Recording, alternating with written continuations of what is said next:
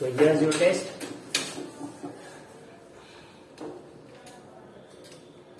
I hope it's visible to both the online students and the offline ones.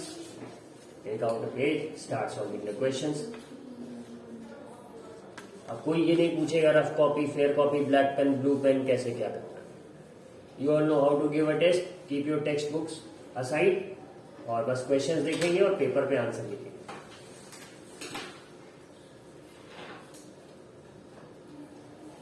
आपका नाम, section और heading क्या रहेगी, science test. It's 9:15. I will stop it by 9:25.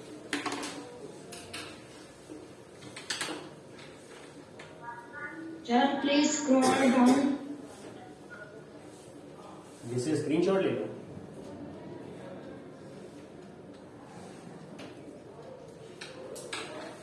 ये शैलेश की आवाज थी ना. Yes sir.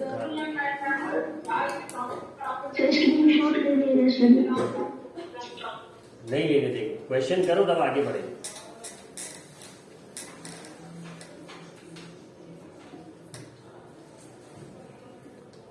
So how many questions are there? Then all of you will give this test honestly. Book से देख के, गूगल से देख के नहीं करेंगे. Okay sir.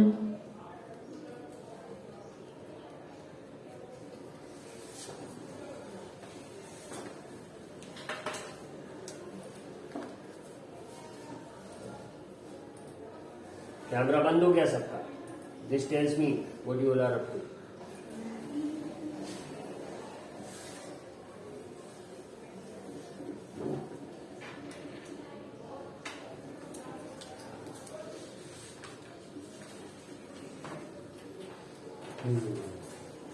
करा के रखे हैं ये सब.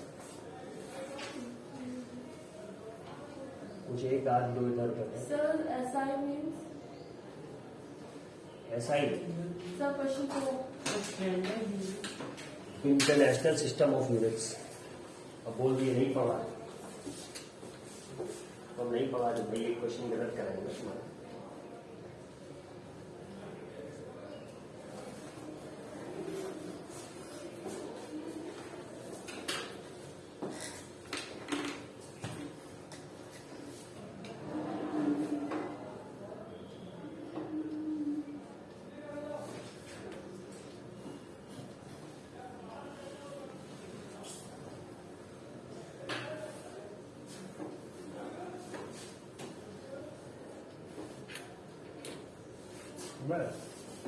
क्वेश्चन तो मैंने पूछते तो बोल नहीं देते. ऑल बार कैन नो भाई.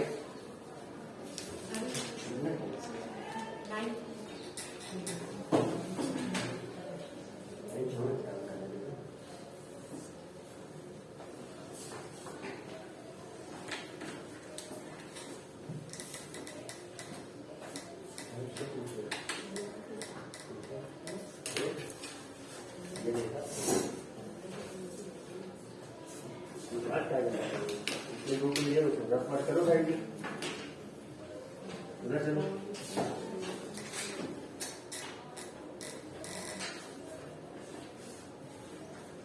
छोटे से टेस्ट में निकाल कर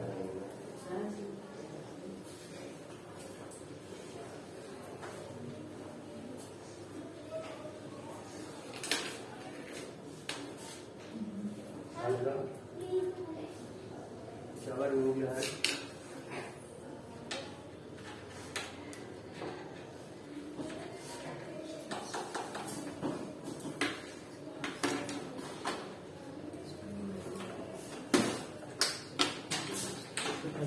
मम्मी है कोई है बोलो उसकी राइटिंग उसके लिए कर्सिव राइटिंग प्रैक्टिस बुक आती है 1-2 वालों की बोलिए.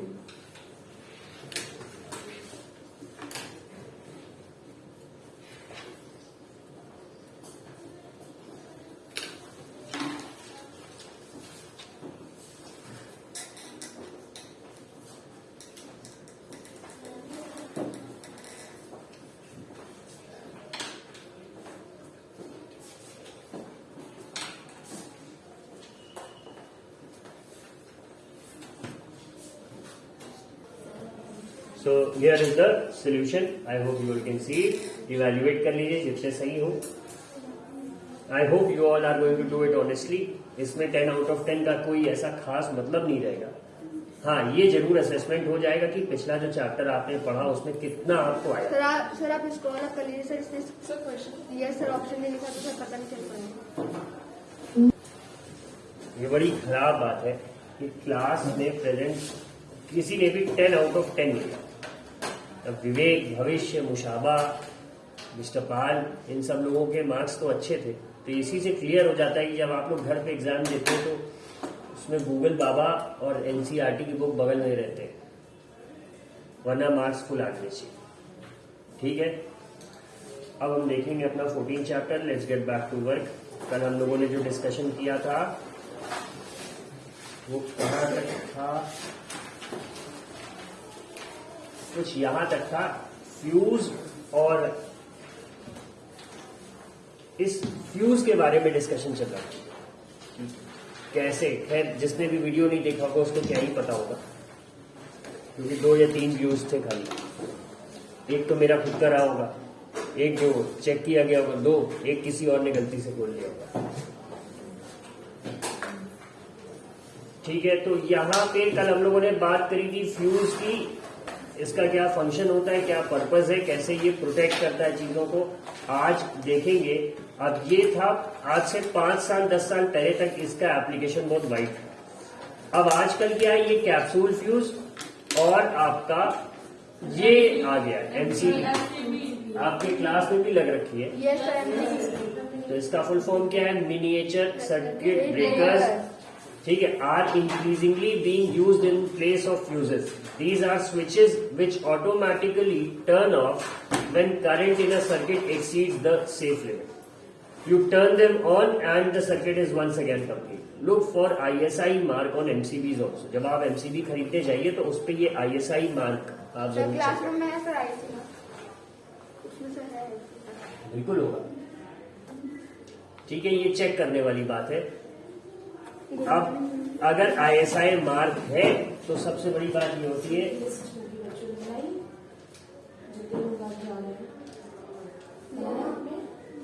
बताइए, आप बना लो जितने बच्चे बॉयज और गर्ल्स। ठीक है, 7 पे लिख के और नीचे टोटल अभी नीचे। ठीक है। Always use proper fuses which have been specified for particular applications carrying ISI marks. Never use just any wire or strip of metal in place of fuse. अच्छा, ये तो फ्यूज के बारे में इन्होंने क्वेश्चन बताया। कभी कभी क्या होता है कि एक्सेस करंट के कारण ये वायर जो है जब पिघल रही होती है बार बार, तो लोग क्या करते हैं इसमें बहुत मोटा तार बांध देते हैं या फिर एक डायरेक्ट मेटल की स्ट्रिप जोड़ देते हैं कि जिससे बार बार ये फ्यूज आपका ब्लो ना करे। तो उससे खतरा है, क्योंकि उसका काम ही है कि जब लोड बढ़े तो वो मेल्ट हो जाए। अब अगर आप मेल्ट ही नहीं होने दोगे उसको तो वो प्रोटेक्ट आपको कैसे करेगा? ठीक है, कि you employed someone with a gun to protect you, और बाद में आप धीरे से उसकी गन ही ले लो कि कहीं ये हमें ना मार दे, तो फिर वो क्या ही प्रोटेक्ट करेगा? तो ऐसे नहीं होगा। तो ये बात हो गई। एमसीबी आप सब लोगों ने देख रखी है, कैसी दिखती है? Yes sir. रियलिटी में भी देख रखी है। ठीक, अब हमें समझना है कि फ्यूज जो वर्क करता था वो किस फिनोमेना पे करता है? Heating effect of electric current. जिसका मतलब है कि किसी भी वायर से अगर करंट फ्लो होती है तो उस वायर में हीट जनरेट होगी। ठीक है, अब किसी में ज्यादा होगी किसी में कम होगी, बट हीट सब में जनरेट होगी। सबसे कम किस में हो जाएगी? सिल्वर, कॉपर, एल्यूमिनियम, क्योंकि ये बहुत अच्छा कंडक्ट करते हैं। बहुत ज्यादा किस में जनरेट हो जाएगी? नाइक्रोम में और टंगस्टन में, जो कि आप देखते हो हीटर और इलेक्ट्रिक आयरन के एलिमेंट में लगा रहता है, इन्हीं मटीरियल। ठीक है, अब ये तो था heating effect of electric current, जिसके फिनोमेना की मदद से हमने क्या बना लिया? ये फ्यूज बना लिया, जो कि हमें प्रोटेक्ट करता है। अगली चीज क्या है? Magnetic effect of electric current. कि करंट का अगर वो एक कंडक्टर को हीट कर सकता है तो वो जिसमें फ्लो कर रहा है उसको मैग्नेट जैसा भी बिहेव करा सकता है। मैग्नेट सबको पता है क्या होता है? सबने देख रखा है। ठीक है, अलमारी पे लोग घर में चिपकाते हैं। ठीक है, अब इसको समझते हैं। इन्होंने कहा कि ये जो साइंटिस्ट है हैंस क्रिश्चियन ऑयरस्टेड, आप अभी से लेके जब तक पढ़ोगे, अगर आप साइंस पढ़ते हो आगे चल के, इनका नाम हमेशा आएगा। Hans Christian Oersted. क्योंकि इन्होंने ये चीज देखी थी कि करंट हीट तो कर रहा है, प्लस साथ साथ वो एक जिसमें फ्लो कर रहा है जिस भी वायर में, उसे थोड़ा ये मैग्नेटाइज कर देता है, मतलब मैग्नेट जैसा बना देता है। और वो कब तक मैग्नेट जैसा बना रहेगा? जब तक उस कंडक्टर में करंट फ्लो हो रही है। जैसे ही करंट बंद होगी वो नॉर्मल हो जाएगा, बट करंट फ्लो हो रही है तो वो एक मैग्नेट की तरह बिहेव करेगा। तो इन्होंने वही एक्टिविटी बताई है, टेक द कार्डबोर्ड। हाँ, सबके साथ सर ये कौन से वो और केमिस्ट्री? हाँ, सर ये फिजिक्स है या केमिस्ट्री या फिर बायोलॉजी? ये फिजिक्स है, ठीक है। Take the cardboard tray from inside a discarded match box, ठीक है। रैप एंड इलेक्ट्रिक, ये दिख रहा है सबको कार्डबोर्ड ट्रे, खाली माचिस की डिब्बी की। Wrap an electric wire a few times around the cardboard tray. Place small compass needle inside it. ठीक है, यहाँ पे इसके अंदर इन्होंने एक कंपस नीडल प्लेस किया, ठीक है। Now connect the free ends of this wire to an electric cell through a switch as shown. मतलब ये जो सर्किट डायग्राम इन्होंने दिखा रखा है, एक वायर और आपका स्विच, और इस तरह से बैटरी से आप कनेक्ट कर, ठीक है। अब इन्होंने कहा अगला काम क्या करना है कि note the direction in which the compass needle is pointing. अब हम सबको पता है कि अगर कोई अलग से मैग्नेट आसपास नहीं रखा है तो कंपस नीडल की जो डार्क एंड है वो हमेशा नॉर्थ की तरफ पॉइंट करेगी, ठीक है। देख रखी है सबने कंपस नीडल? Yes sir. हमेशा वो नॉर्थ की तरफ, मतलब suppose if U turn towards east तो नॉर्थ आपके लेफ्ट में पड़ेगा, तो उसकी जो वो कलर्ड नीडल है वो आपके लेफ्ट में फेस करती है, ठीक है। तो कंपस इसी से हमें हेल्प करता है डायरेक्शन पहचानने में। तो इन्होंने यही कहा कि इस बॉक्स के अंदर जो नीडल रखी है, अभी आप देखिए कि वो किस डायरेक्शन में पॉइंट कर रही है, तो हमें पता है नॉर्थ में कर रही है। फिर इन्होंने कहा bring a bar magnet near the compass needle. कहे एक बार मैग्नेट देख रखता है सब? Yes sir. तो कहे इस कंपस नीडल के पास इस बार मैग्नेट को लेके आओ और देखो क्या कुछ चेंज होता है। यस, ऑब्वियसली वी नो कि वो उसकी नीडल जो बाय डिफॉल्ट नॉर्थ पॉइंट कर रही है, this time it will be deflected either away from the bar magnet और towards the bar magnet, but उसमें डिफ्लेक्शन हो जाएगा। अब वो सही डायरेक्शन नहीं बताएगा अगर आसपास कोई मैग्नेट आएगा, ठीक है।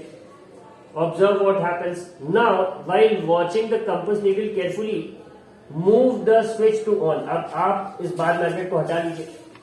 अब इन्होंने क्या कहा कि जो सर्किट आपने बना रखा था, अब उस सर्किट की स्विच को ऑन कर दीजिए, ऐसे कि उस सर्किट में करंट फ्लो होने लगे, ठीक है। तो क्या होगा? What do you observe? Does the compass needle deflect? Yes, it will deflect. I am telling you. Move the switch back to the off position. Does the compass needle come back to its initial position? Yes, it will come back, ठीक है। Repeat the experiment a few times. What does this experiment indicate? अब देखो, ये जो activity थी जिससे कि sir ऑयस्टेड ने ये फाइंड आउट करा कि करंट के अंदर एक मैग्नेटिक प्रॉपर्टी है, तो ये कैसे था? ये सिंपल एक्सपेरिमेंट था कि वो कंपस नीडल डिफ्लेक्ट ओरिजिनली तभी होगी जब आसपास कोई मैग्नेट आ जाए। जब हम बार मैग्नेट लाए उसका डायरेक्शन चेंज हो गया, तो हमें पता है कि ये तभी चेंज होगा जब कोई मैग्नेट इसके आसपास आएगा, वरना ये हमेशा कहां पॉइंट करेगा? Sir north. ठीक है, ये फिक्स बात थी। But then what you observe was that when the current flowed through the circuit, तब क्या हो रहा था? The compass needle was showing deflection, वो डिफ्लेक्ट हो रही है। And that could have been possible only when the wires that were wrapped around the match box cardboard showed some magnetic property. वो एक मैग्नेट की तरह बिहेव करेंगे तभी उस नीडल का डायरेक्शन क्या होगा? चेंज होगा, वरना नहीं हो सकता। तो अब कार्डबोर्ड में तो मैग्नेट है और वायर में भी नहीं है, और उन्होंने देखा कि जब भी हम स्विच ऑन करते हैं, मतलब कि जब सर्किट में करंट फ्लो हो रहा है, तभी ये बिहेवियर डिस्प्ले हो रहा है। तो this is what made him conclude कि current also has a magnetic property. वो एक मैग्नेट के जैसा बिहेव करता है। तब जब एक वायर में करंट फ्लो होगी तो वो किसकी तरह बिहेव करेगा? Magnet. So this is what the magnetic effect of electric current was, ठीक है। We know that the needle of a compass is a tiny magnet which points in north-south direction. When we bring a magnet close to it, the needle gets deflected. Deflect मतलब कि किसी और direction में point करने लगेगी, ठीक है। We have also seen that compass needle gets deflected when the current flows in a nearby wire. तो या तो हम उसके आसपास कोई मैग्नेट लाएंगे तब डिफ्लेक्ट होगी, या फिर उस वायर में जो उसके आसपास हो उसमें करंट फ्लो होगा तभी होगा। ये मैं बता चुका आपको। Can you connect the two observations? When the current flows through a wire, does the wire behave like a magnet? Yes. This is what a scientist called Hans Christian Ørsted also wondered. He was the first person who noticed the deflection of compass needle every time the current was passed through the wire. So when electric current passes through a wire, it behaves like a magnet. ठीक है? This is the magnetic effect of the electric current. तो magnetic effect of electric current क्या हुआ कि किसी wire में अगर electricity flow करेगी तो वो मैग्नेट की तरह बिहेव करेगा. ठीक है. In fact an electric current can be used to make magnets. इसी करंट की हेल्प से हम मैग्नेट बना सकते हैं. ठीक है. कैसे? Do you find it too surprising? Let's try it out. उन्होंने कहा एक स्क्रू ले लो इस तरह से और इसके जो सर ने देखा है ना ऊपर नीचे ऊपर नीचे ऊपर, इसकी जो गड्ढे वाली पोजीशन है उस पर तार पकड़ी and connect it to a cell. ठीक है. अब यही एक्टिविटी इन्होंने यहां समझा रखी है. Connect the free ends of the wire to the terminals of a cell through a switch. Place some pins on or near the end of the nail. Now how will we find out whether this nail is acting या this screw is acting as a magnet? जब इसके आसपास कोई ऐसा object रहेगा जो कि magnet से अट्रैक्ट हो जाए, जैसे आयरन के पार्टिकल्स या पिंस या नेल्स. ठीक है. तभी हम जान पाएंगे ना कि ये मैग्नेट की तरह बिहेव कर रहा है कि नहीं कर रहा, क्योंकि हमको तो खींच नहीं पाता कोई मैग्नेट. ठीक. तो ये इन्होंने कहा कि जब आप इस पूरे सेटअप को तैयार करिए तो place some pins on or near the end of the nail.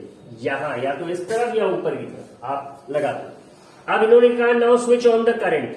इस स्विच को ऑन करिए तो क्या होगा? What happens? Do the pins cling to the tip of the nail? Yes, I am telling you, it will cling. Switch off the current. Are the pins still clinging to the end of the nail? नहीं, अब नहीं. ठीक है.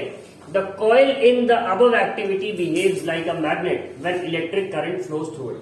When the electric current is switched off, the coil generally loses its magnetism. अपनी जो magnetic property इसको ये खो देती है जब करंट आप ऑफ कर देंगे. ठीक है. Such coils are called electromagnets.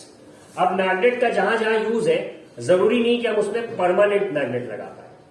दो तरह की चीजें. एक कि जैसे आपको बाकी मेटल्स मिलते हैं ओर के फॉर्म में या डायरेक्ट अर्थ के अंदर से, अर्थ के क्रस्ट से, इसी तरह से नेचुरल मैग्नेट्स भी मिलते हैं. ठीक है. रॉक्स होते हैं. बट हम उसे लगा पाए हर जगह उसकी माइनिंग हो ऐसा पॉसिबल नहीं है. तो हम क्या करते हैं कि जहां जहां हमें मैग्नेट की जरूरत पड़ती है, अगर शॉर्ट टाइम के लिए पड़ती है, अब मान लो इस पंखे में अगर परमानेंट मैग्नेट लगा होता तो क्या होता? अक्सर हमारी पेन या किसी एक चीज को अगर इसका मैग्नेट पावरफुल होता तो ये खींच लेता अपने पास. अब सोचो आप कुछ काम कर रहे हो, आपकी पेन ऊपर पंखे में जाके चिपक जाए, so will it be odd? Obviously. क्या क्या बचा? ठीक है.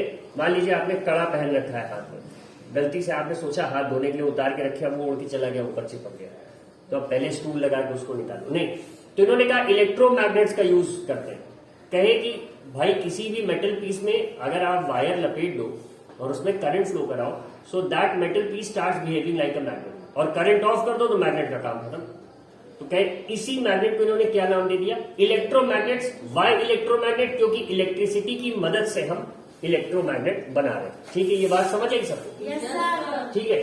The electromagnets can be made very strong and can lift very heavy loads. बड़े इलेक्ट्रोमैग्नेट्स भी हम बना सकते हैं.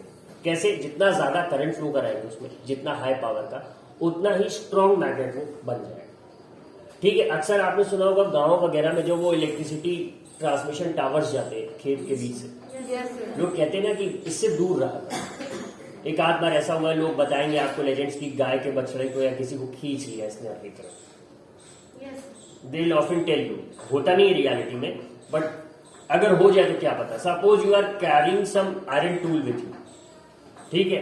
और उस वायर में आप जानते हैं बहुत हाई पावर की करंट जा रही होती है. What if by chance that wire attracts that piece of iron which you are holding. Now you are holding it tight, तो क्या पता आप भी उसके साथ खींच जाओ. ठीक है. प्रॉब्लम हो सकती है.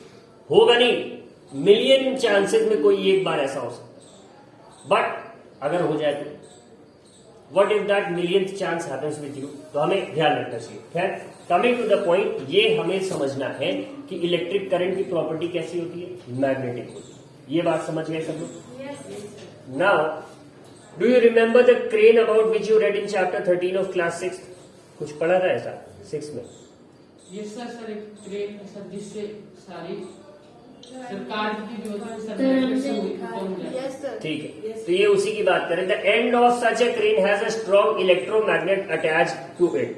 The electromagnets are also use to separate magnetic material from the junk. अब होता क्या है कि अगर एक कूड़े का बहुत बड़ा सा ढेर है तो उसमें सिर्फ लोहा हमें निकालना है, तो हम क्या करते हैं, simply roll a magnet over है। तो जितना भी लोहा होगा वो इस मैग्नेट में चिपक जाएगा। प्लास्टिक तो चिपकेगा नहीं, लकड़ी चिपकेगी नहीं, पर जितना लोहा है, all the materials which are made up of iron, वो क्या होंगे, उस मैग्नेट में चिपक जाएंगे और फिर हम उस वेस्ट मेटल को ले जाके मेल्ट करा के कोई यूज कर सकते हैं। बात समझ आ रही सबको? Yes sir. ठीक Yes, sir. ठीक। Doctors use tiny electromagnets to take out small pieces of magnetic material that have accidentally fallen in the eye. Many toys also have electromagnets inside them. अब ये डॉक्टर वाला use अगर आपको याद हो, have you all seen that movie Iron Man 3? Yes Yes. Sir. Yes sir. Iron Man 3 सबने देख रखा है। No Yes, sir. sir. Second part में तो वो नया आर्क रिएक्टर बनाता है, नया element. Yes sir. Third part में उसने खूब सारे आर्मर बना रखे हैं। Yes sir. तो उसकी जो वाइफ है पेपर पॉट्स, वो हमेशा कहती है ना कि तुम ये आर्मर अब छोड़ दो, मुझे लगता है कि तुम्हें बहुत खतरा है। तो वो लास्ट में दिखाते हैं ना कि वो अपने आर्मर को ऑपरेशन करा लेता है। तो वो ऑपरेशन थिएटर में जब लेटा रहता है बेड पे, तो होता क्या है, वो आर्क रिएक्टर अगर फर्स्ट पार्ट देखा हो तो उसके आसपास एक ग्रेनेड फट जाता है। Yes sir. तो ग्रेनेड जब फटता है तो बहुत सारे लोहे के टुकड़े उसके हार्ट के आसपास चले जाते हैं। So to prevent those particles from entering the heart, वो एक आर्क रिएक्टर लगाया रखता है कि जिससे कि वो पार्टिकल्स उसमें न जा पाए। ठीक है, सेकंड पार्ट में आपने देखा उसने नया रिएक्टर लगाया। थर्ड में जब वो उसे निकाल देता है, so he first has to undergo a surgery, Tony Stark. तो देखते हैं ना कि वो चाइनीज डॉक्टर्स रहते हैं, वो लेटा रहता है एक बेड पे और वो एक फोर्सेप से एक लोहे का टुकड़ा उसके चेस्ट से निकालता है और छोड़ता है ऐसे, तो वो ऊपर मैग्नेट में जाके चिपक जाता है। तो ऐसा होता है अक्सर कि if someone has a bullet wound या किसी के आसपास कोई एक्सप्लोजन हो गया जिसमें उसके शरीर में बहुत महीन लोहे के पार्टिकल्स चले गए, so to get them out doctors often use magnets.